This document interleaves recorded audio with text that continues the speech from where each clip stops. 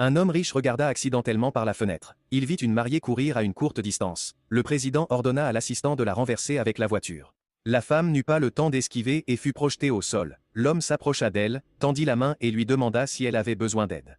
Mais la femme remarqua que l'homme l'avait renversée intentionnellement. Mais l'instant d'après, elle fut recueillie par l'homme. Il s'avéra que la femme était la compagne d'enfance que le millionnaire cherchait depuis 20 ans. Il emmena la femme à l'hôpital. L'assistant était surpris que le patron se soucie d'une femme. L'homme demanda à l'assistant de ne pas révéler à la femme qu'il était millionnaire. Il craignait que son identité ne lui cause de la pression. L'homme l'aida tendrement à enfiler ses chaussures. Il lui demanda quelle compensation elle souhaitait. Il lui dit qu'il pouvait satisfaire n'importe laquelle de ses demandes. Mais la femme voulait juste partir. L'homme dit qu'il voulait l'épouser. Il s'avéra que la femme était sur le point d'épouser son petit ami de 3 ans, mais le petit ami s'était enfui du mariage pour son premier amour. C'est pourquoi la femme avait quitté la salle de mariage déçue. Alors que la femme hésitait à accepter la demande en mariage du président, le petit ami appela. Elle ne répondit pas et accepta le mariage avec l'homme en face d'elle. Bientôt, ils se marièrent officiellement.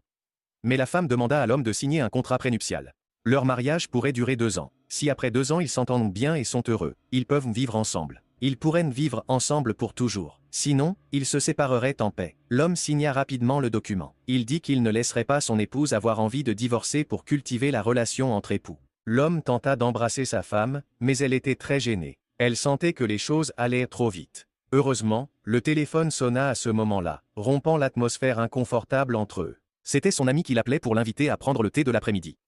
Mais il ne savait pas que son ex-petit ami, celui qui avait fui le mariage, la suivait et lui demandait de devenir sa maîtresse. Fâchée, la femme gifla l'homme et l'avertit de ne plus la déranger. L'ex-petit ami tenta de la poursuivre, mais fut arrêté par le millionnaire, qui était venu chercher sa femme.